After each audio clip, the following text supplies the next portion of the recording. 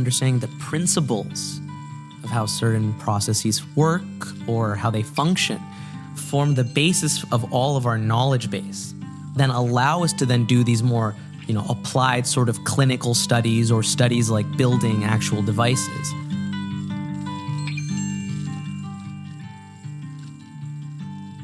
Hi, I'm Yousuf Khan. I'm a member of the 2019 cohort, and I'm completing my PhD this year studying molecular and structural biology. I imagine a world where basic science research directly improves the lives of everyone. Welcome to the Imagine a World podcast from Knight-Hennessy Scholars. We are here to give you a glimpse into the Knight-Hennessy scholar community of graduate students, spanning all 7 Stanford schools, including business, education, engineering, humanities, law, medicine, and sustainability. In each episode, we talk with scholars about the world they imagine and what they are doing to bring it to life. Today we've got Yousuf Khan, a 5th-year PhD candidate in molecular and structural biology. During our conversation, you'll hear the story of Yousuf's name, growing up in the DMV, his experience on a game show, and so much more.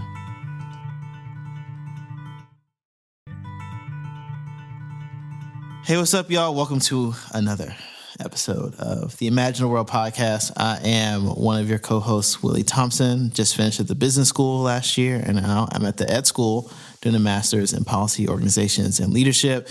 And I'm joined, as always this season, by my amazing co-host, co-producer, all things Imagine a World, Sydney Hunt. Hey everyone, it's Sydney. I am part of the 2023 cohort, and I am now a 2nd-year PhD student in electrical engineering. Really excited to be here, and thank you all for listening. Awesome.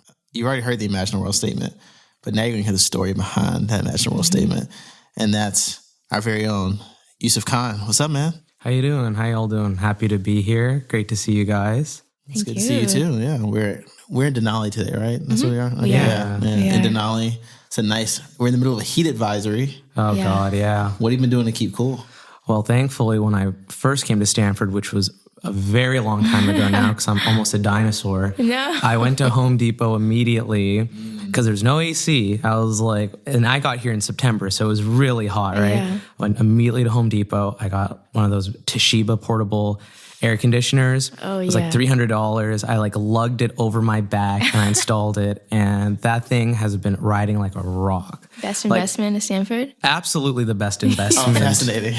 No, there's bar none, actually. That thing is running cold still. So Thankfully I'm doing all right. But what's the BTU on that? Because that's what I just got into. 12,000. Oh, wow. See, for that tiny studio apartment, that's a lot of BTU. So it's like my own little fridge in there. Oh, yeah. So I'm doing all right. But it's hard to be running or playing tennis during the day. You'll turn into a raisin. For sure.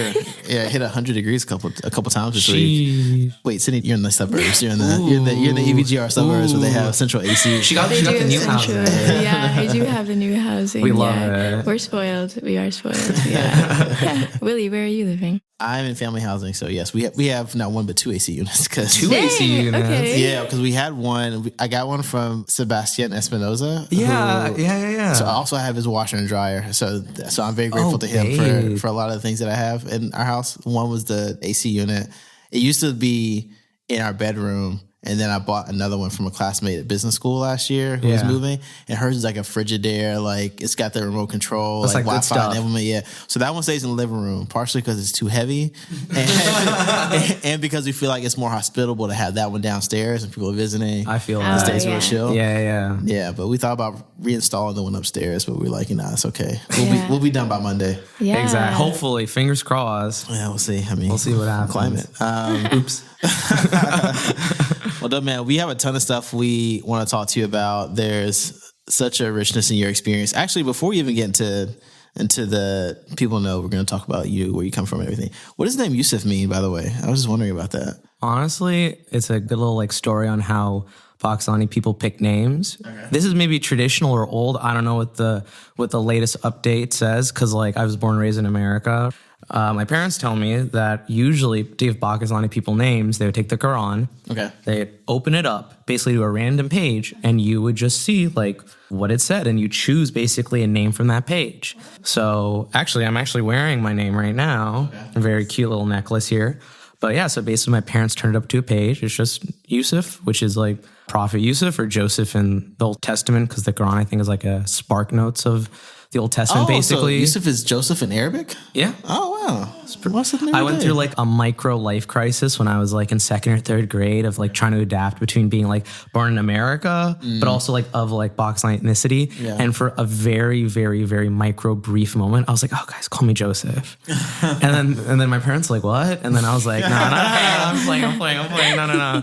So yeah, no, that's where the name comes from. But yeah, fun fact. You might see a lot of other like Pakistani people who are named like Bisma or other names because like Bismillah is like a very common phrase. Mm-hmm. So I feel like when you figure that out, you're kind of like, oh yeah, I kind of figure where all these like names come from. But yeah. That's really cool. Yeah. Well, all right, look, man, now that we talk about your name, let's talk about this world that you imagine. So before we talk to you about the world you imagine, let's talk about the world you were born into and have experienced thus far, which we have a little Joseph stint in there, which is fun. So where are you from? You mentioned that a little bit in terms of your ancestry, you being from America, but we want to know more about where you're from and what your journey was here to Stanford. Yeah, basically born and raised on the East Coast. I was born in Fairfax Hospital in Virginia. Grew up in Springfield, Virginia, lived in Vienna, and then ended up in Maryland. Basically, my dad worked at the Naval Research Laboratory, so we're basically living in suburbs of D.C. my whole life. They're still over in Maryland now, but basically grew up in the DMV area. Both my parents are Pakistani, obviously born here. So there's like the classic two worlds, child of immigrant story. But I think everyone has their own unique experience with that. But I think it still falls into the general like themes and patterns that a lot of other people in KH and other places have, experienced before. So basically grew up there, high school. Then I went to University of Maryland, College Park, go Terps. Terrapins. I love it. Exactly. It's literally, no, the mascot is literally a turtle with it's the diamondback turtle. I don't know if you guys, turtle. Yeah.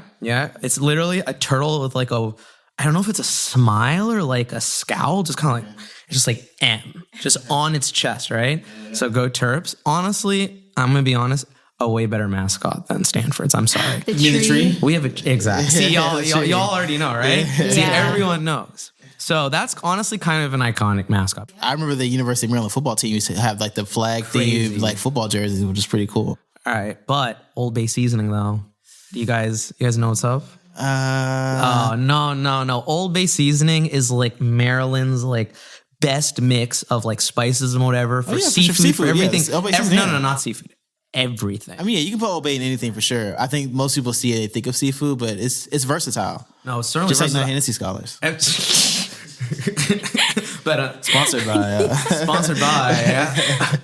No. But I love me some Old Bay. But basically, University of Maryland, and then I went to University of Maryland on a full ride, which was like really great because when I was growing up, I mean, my parents, like, they were here, they came from Pakistan, like, they were well-educated, but obviously, like, not really well-versed in, like, the nuances of, like, American, like, society, right? So I grew up, like, middle class, but despite them not really understanding all the nuances of culture was, like, education is sort of a means to improving your own socioeconomic status, right? So maybe they didn't know that, hey, maybe it's not the best idea to move or get a new house during that, right before the housing bubble is about to burst, and maybe this is going to cause some issues or other things. But a lot of their decisions were informed by, are these schools, these middle school, high schools, like in a great district for our children? That was one thing that they really, really cared about. And I'm not sure exactly where that came from, honestly, like given the experiences of like, many other people that come here, it's like difficult to sort of figure that out.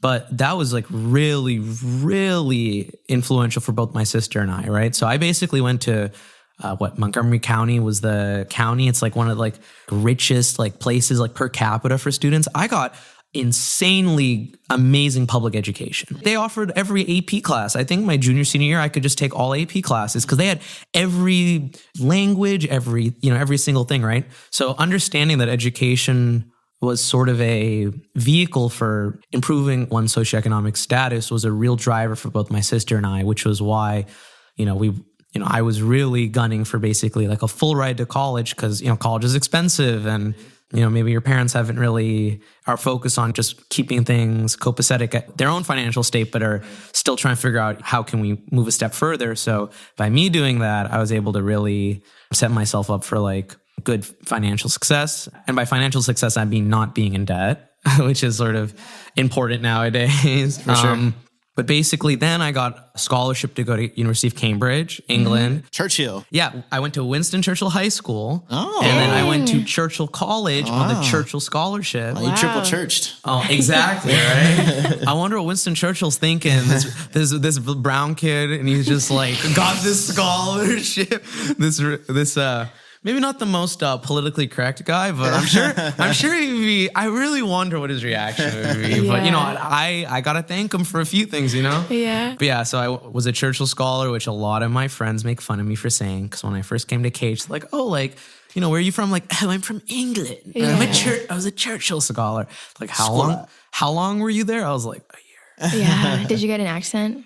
Oh no, but I'm gonna make fun of my friend. My friend Jack Finley. I'm using his full name Wow, here. that's crazy. He put his government out there. That's crazy. For record in the in the ether from Princeton.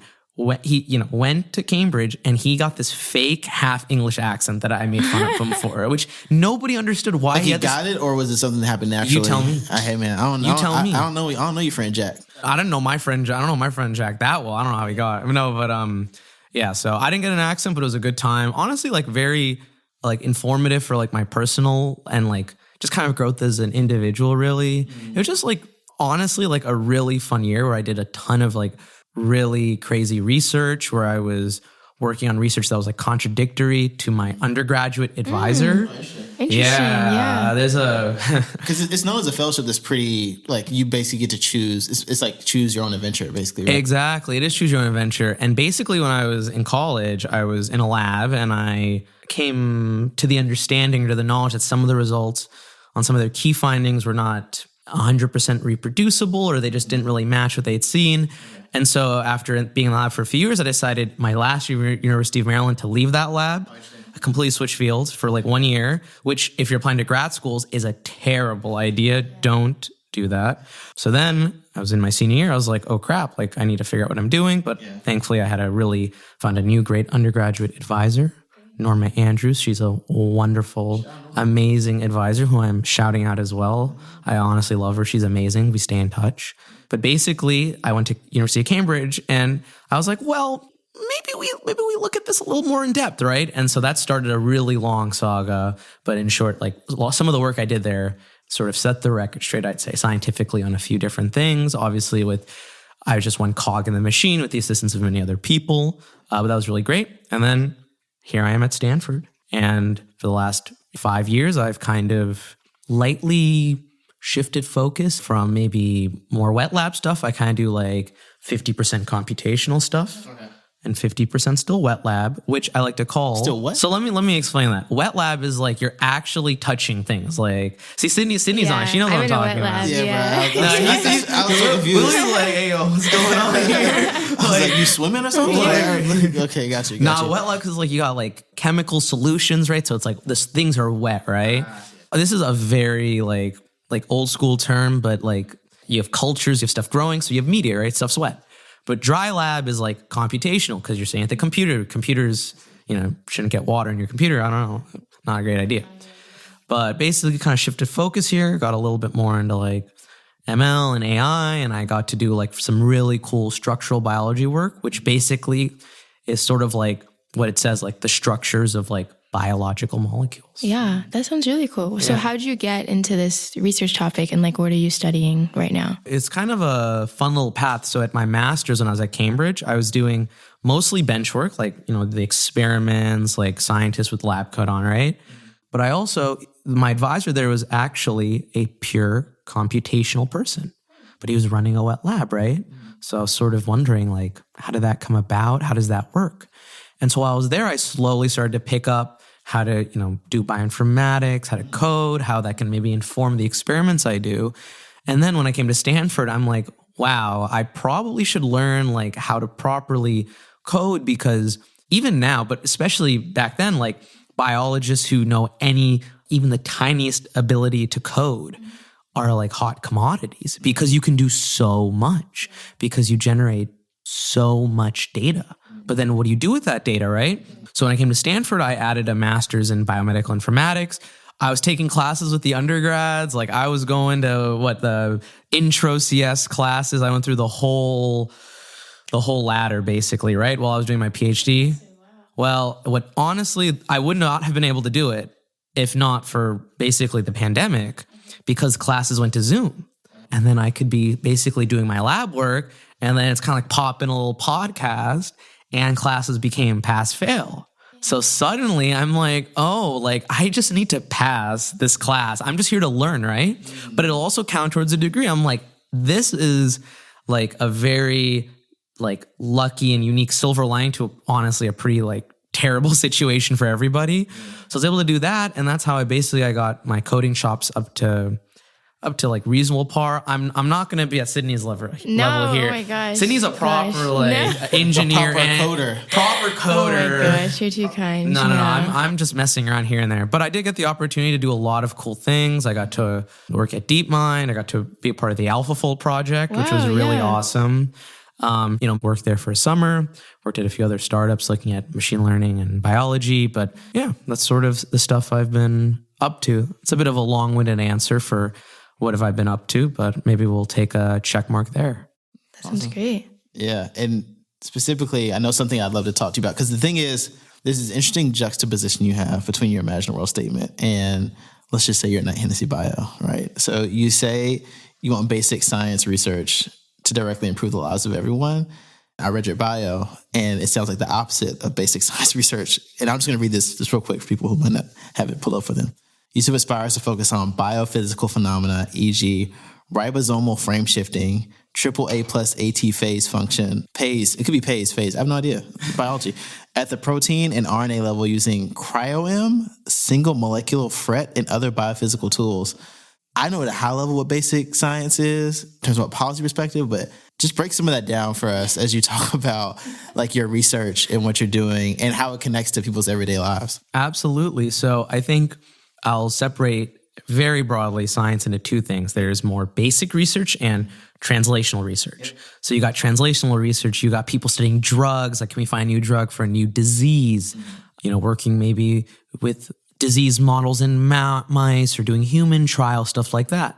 And then we go to basic science, which is sort of something that you wouldn't think, like that word salad you read, honestly, on my bio, sounds like all these really random esoteric things. And you wonder, how can any of those things make a difference in the world? Why are we studying them, right? Honestly, at the level of theory or of mechanisms.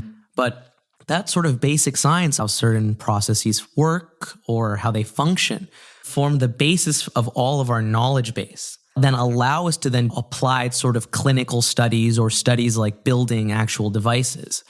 I guess a really nice analogy might be, think of basic science research as like the foundation of the house, but the actual translational research is sort of the wallpaper. The wallpaper is all you see. But the foundation of the house is really this basic science research. Do you feel like you have been able to see that in your PhD? Like, it's such a long journey, I'm only just starting my second year. So I definitely haven't seen it yet. But like now that you're wrapping up and you're finishing, do you feel like you're like able to be working towards making that statement come true? Absolutely, right? I think a really great example is, again, I only worked there for a few months. It was not my entire PhD, but I got to contribute to the AlphaFold project, which is this really cool project by DeepMind to basically take a protein sequence. So like proteins are, in our body, they do a lot of cool things, right? Mm-hmm. Obviously, they form 3D shapes, and they're also represented as single letter amino acids. Yep. So the idea is, well, can I, just by knowing just the sequence, just the letters, can I predict the 3D shape? This is like one of the grand problems in biochemistry, biophysics, and biology as a whole. What they were able to do is they were able to basically do, I won't explain the nuances of all the architecture, but they were basically able to apply machine learning techniques to all the existing biology data that biologists have spent 50 to 60 years like carefully curating in these really clean, well annotated databases to then basically move this from we don't know if it will ever solve this problem to, oh, wow, we can really get a really good first approximation of what that 3D shape might be. And the actual application for why do we care about the structure or what a molecule looks like is that's how you design drugs, right? How do you figure out what drug should target a receptor that might affect, say, how your blood vessels or your heart rate or depression or other sorts of actual like meaningful clinical things? You can actually use these predictions and go to the structural level and then think, okay, I want this receptor to be on or off. So then let me make a molecule that will force it to be stuck in the on or off sort of conformation. In that regard, I've been able to really see how that's accelerated the development of many drugs and honestly research exponentially right now. And we're sort of in a bubble for that right now. I don't know if it's going to get bigger, if it's going to burst, but it's certainly a really, really fast moving field right now, which is super exciting. That sounds really cool. And I think it's really interesting to be able to see that you were able to have that opportunity during your PhD as well. I feel like when I first heard about what a PhD is, I assumed you would just be working in your lab all the time, you don't graduate until you finish. But to be able to have that, little blip of experiences of real tangible effects, that's really incredible and really awesome. Something that I also want to touch on that it seems like was a big part of your just life experience as a whole, in addition to science, is tennis. I've read a lot about you playing tennis. You were on the tennis team in college. You mentioned earlier before that, you're getting back into running and working out, and you also play basketball. So it seems like sports have been a big part of your life. Yeah. Do you want to touch on how that has been a part of your journey and shaped you into who you are today? Oh, absolutely. Honestly, I was kind of a lightly to moderately chubby kid growing up. I know real ones will know if you got to go to the kids section and the pants you get say husky. It's husky. Honestly, that's violent. Who came up with the term husky? We can just use small, medium, and large.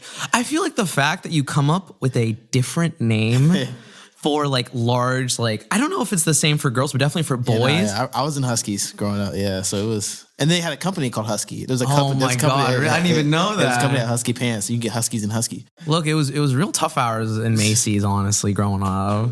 But yeah, so basically playing tennis was honestly one of the things I did that in middle school helped me get into enjoying physical things and getting me honestly into more healthy shape around that age. And I kind of have maintained that. Honestly, I would play every day with my dad. Basically, he'd come home from work, and this is middle school and even high school. Whenever he got home from work, whether it was 6, 7, 8, even 9, we go to the tennis courts. Honestly, even if they were living, quite frankly, beyond their means, we were in a really nice area. So there were accessible tennis courts. And so I was able to play tennis. I was able to they had public lighted courts. So I could play with my dad a lot. And so that was really nice. And then in college, we had the club team there, which was amazing. I still have a lot of amazing friends that I met there. And honestly, I love them a lot. They're really great. And obviously, huge fan of Roger Federer. For tennis heads out there, I'm throwing that out there. Very basic take because I think he's the most popular person. But still, I would grow up, watch him, wake up early for Wimbledon and stuff. Wasn't he on campus last year? Oh, he was on campus. Yeah. And someone posted in the Knight-Hennessy Slack, Roger freaking Federer is on campus. But I didn't see the Slack post. My friend Ziad, again, I got to name drop him because he deserves this credit. He's he calls me 4 times. And I'm like, dude, why are you calling me? He's like, what are you doing? Go run to the tennis courts. Roger Federer's watching, I think his nephew or something play. Oh, I had my Hokas. I ripped those on and I sprinted. I think I was watching this happen in real time where you had you literally, I think you were saying please stop him. You're I'm running full sprint. I remember you. I was posting. I was live posting. You were doing live updates. I was like, please let me know if he's still there. I'm coming. Nah, I hauled ass to get there because actually, I'm remembering this now. I was on a run already, and I was on the other side of campus. Dang. So I had to really get there. It was a 4-mile run. Oh my gosh. And so I got there. Lo and behold, Roger Federer was there. It was great. He was just he was this close. This is my parasocialness, like getting a little high right now. But like, it was very chill. It was great to see him. Did you get a picture? Someone got this hilarious picture of like in the stands where it's like Roger Federer, and then it's me like turned to look. It was Hari. It's like I'm looking and I'm like kind of like glaring at him, kind of like I'm almost like antagonizing him, or it's kind of like a face-off, like a rival or nemesis face-off. And Hari posted in the Slack, 2 greats. It was really funny. I love it. That's a great picture. I love it. Yeah. We have to find that one and put it out when we post your episode. Oh my God. Definitely. I have a follow-up. Have you seen, like, I guess speaking of, Stanford tennis challengers, have you seen the movie? No, I haven't yet. I need to. Dang, but I you heard got to, yeah. I heard the tennis ball CGI though. Really? Interesting. I did not know that. I mean, come on. I mean, like, kind of. I guess it makes sense. I mean, Yeah, what are the actors gonna like spend like years learning like how to play tennis for the movie? I don't know. It's like you could imagine like a version of the sport where it's like you have the equivalent of, is it Miles Teller from Whiplash? Miles Teller like played drums. He sort of had like a bass line there.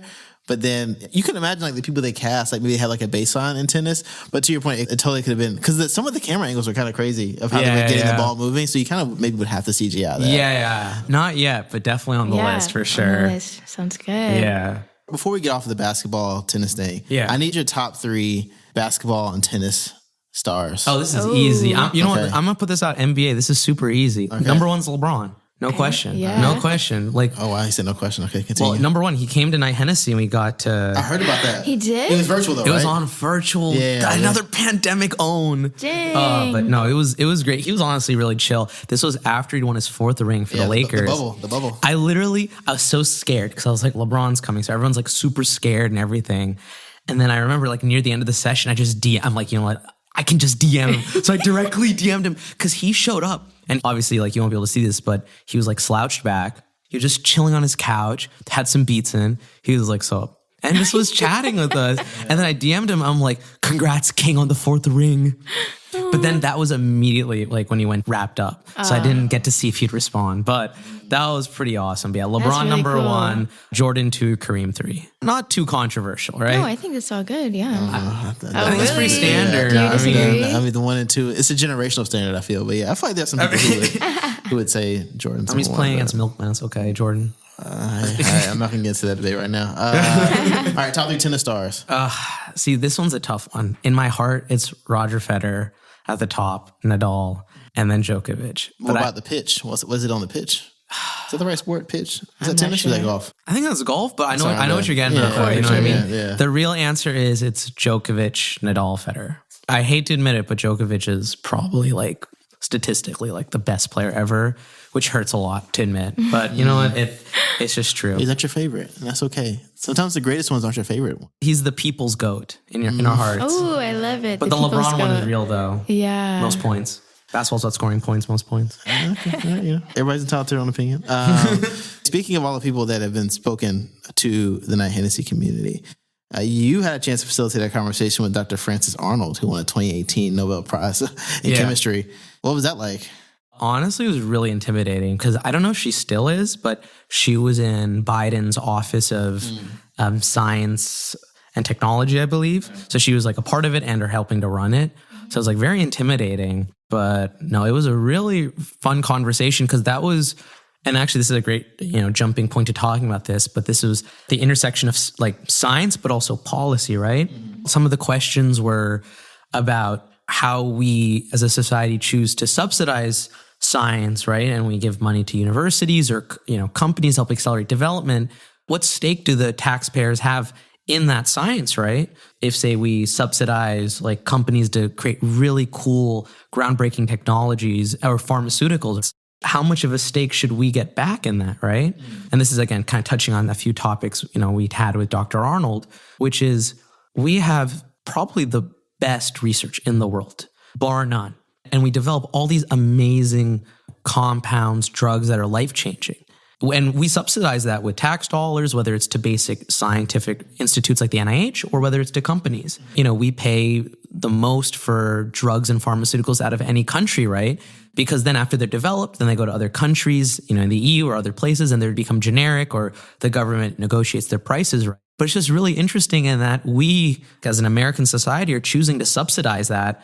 But are we really seeing the same benefits we get from that?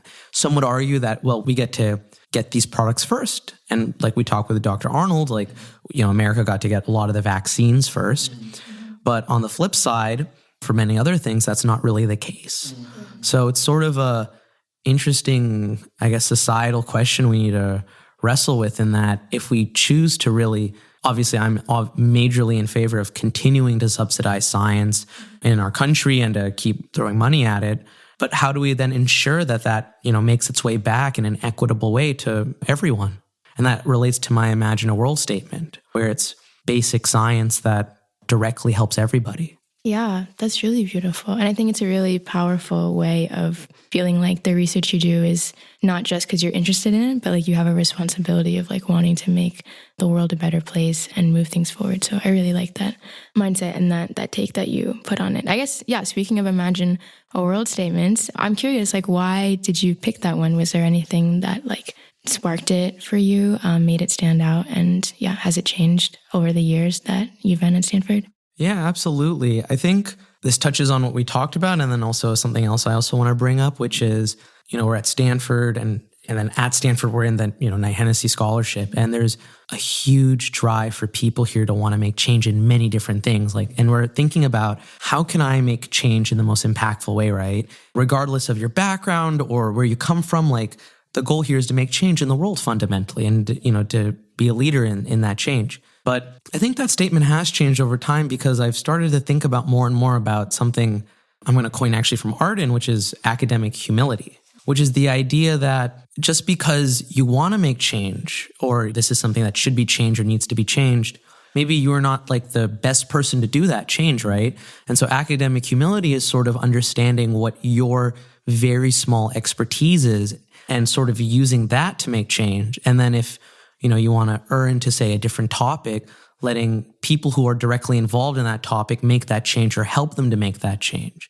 I think a really good example of this is a few years ago when I was on the Scholar Advisory Board. We were thinking about how to bring bystander training as part of, an onboarding process for scholars, right? Because that wasn't, I don't know if it is or not now, but at the university level, it wasn't like mandatory, right?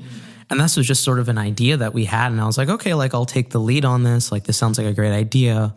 But fundamentally, like, I'm not the right person to really be doing that. I don't know how it should be run, how it should be implemented.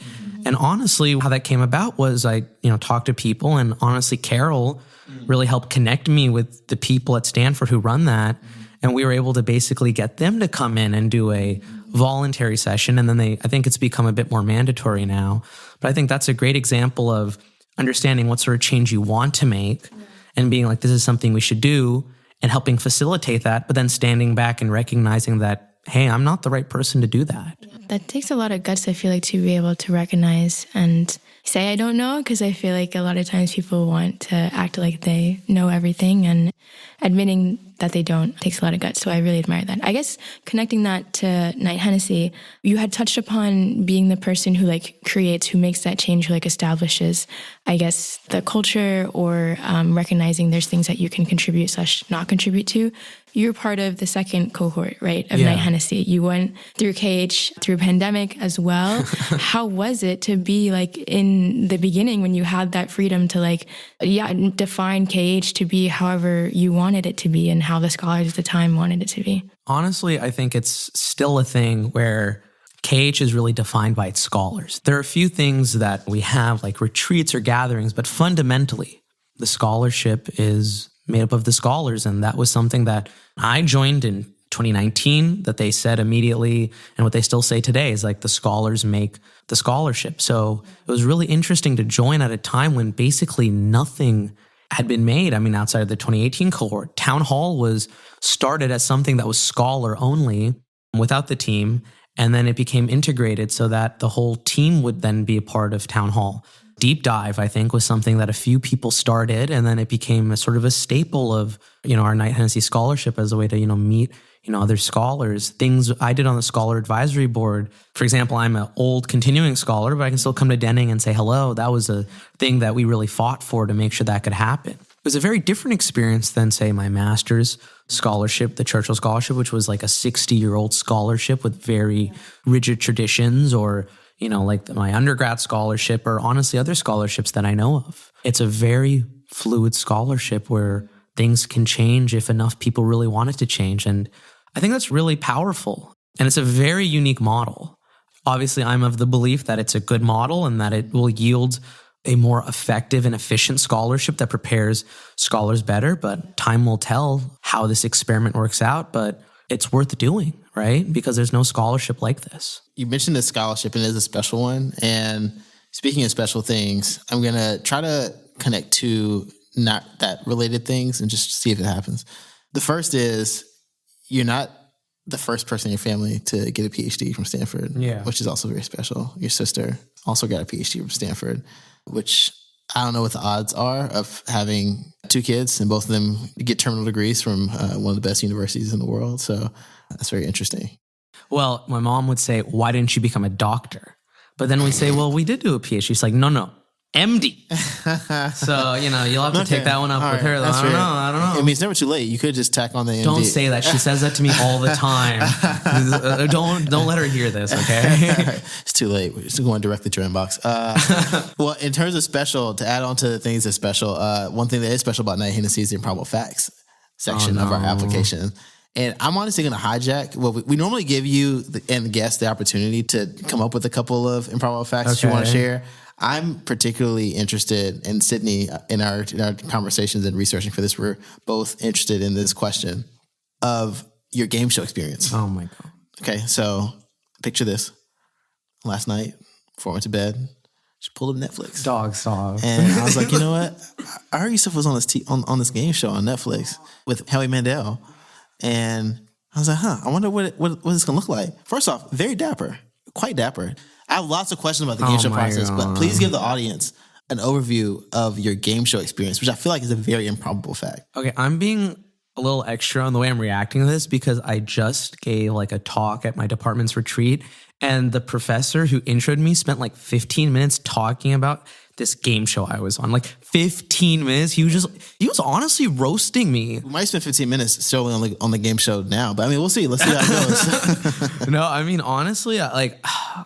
This is a kind of a self-owned, but like I did a lot of trivia in high school. As you can imagine, I was like super popular, right? Like Quiz Bowl, that's like the jock sport of Maryland, as you can imagine, like knowing all these random unrelated facts that are unimportant. So I actually was on a few local TV game shows, which was an interesting experience. But then basically, I'm going to bring up Ziad again. This is another little disclaimer. He was on NBC's The Chase. Mm-hmm. You can find his episode online somewhere, I think on Hulu. Mm-hmm. And then they were asking him, do you guys have any other contestants you'd recommend? And he knew I also did Quiz Bowl and trivia. So they sent me over, but then they had a different show that they wanted, a brand new show they wanted. Mm. And they were like, it was like a year and a half of random calls.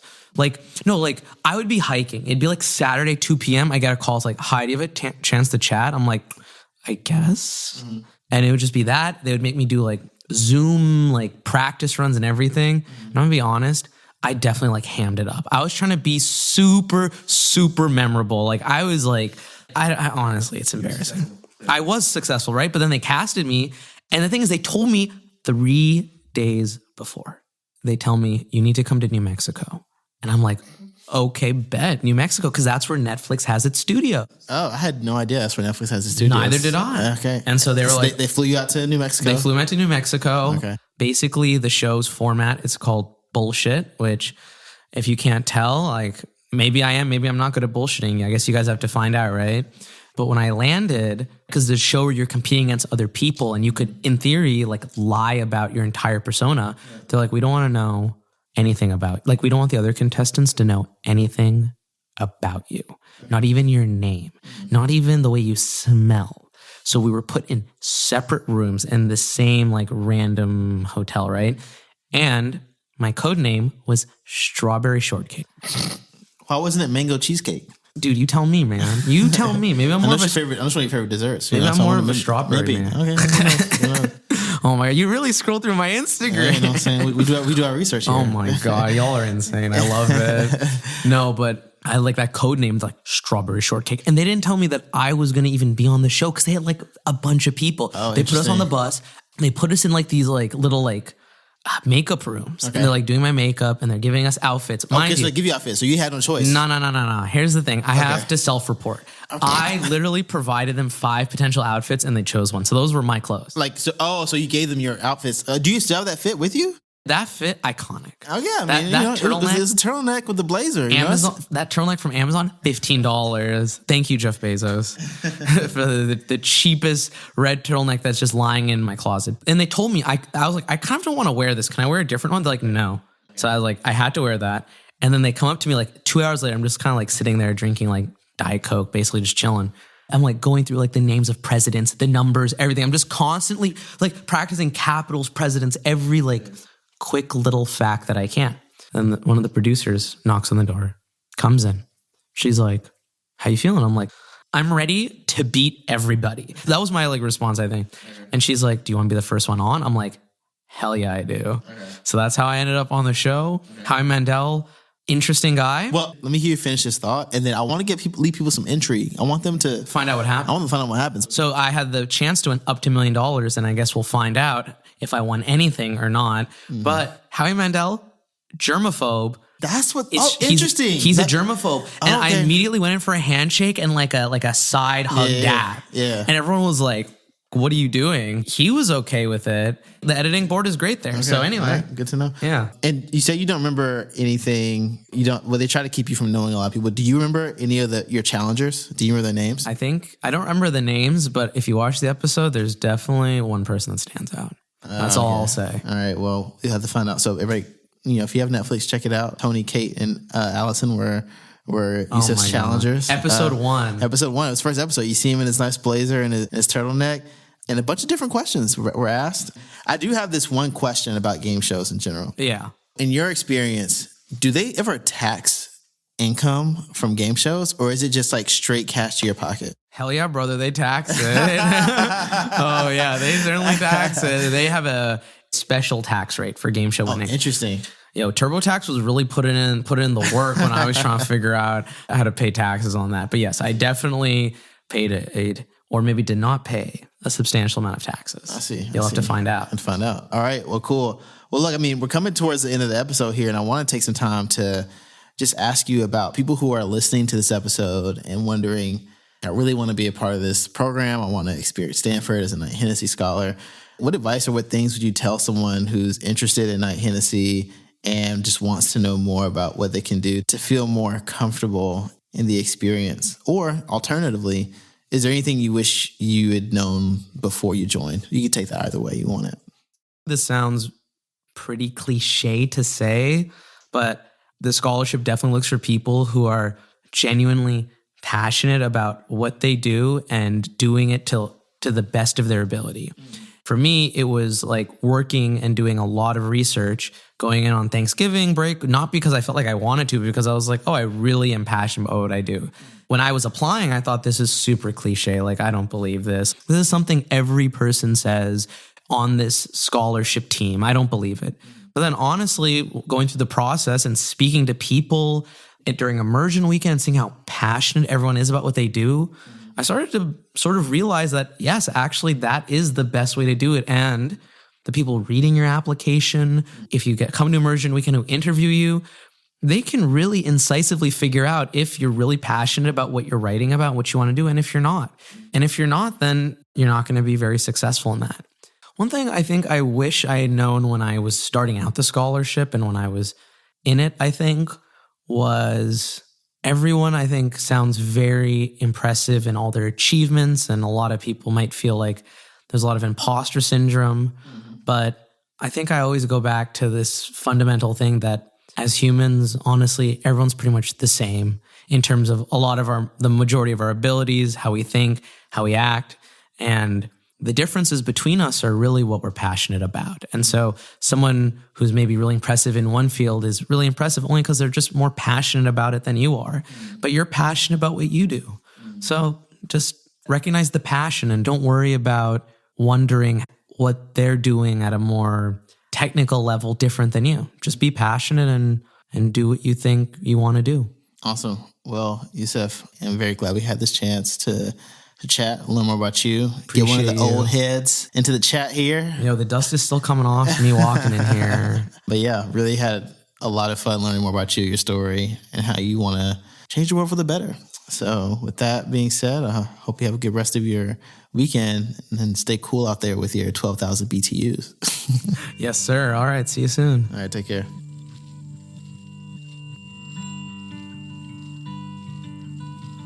Thank you for joining us for this episode of Imagine the World, where we hear from inspiring members of the KHS community who are making significant contributions in their respective fields, challenging the status quo, and pushing the boundaries of what is possible as they imagine the world they want to see.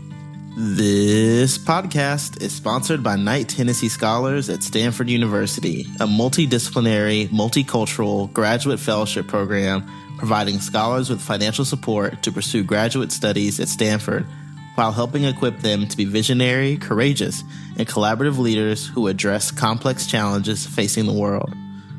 Follow us on social media at Knight-Hennessy and visit our website at kh.stanford.edu to learn more about the program and our community.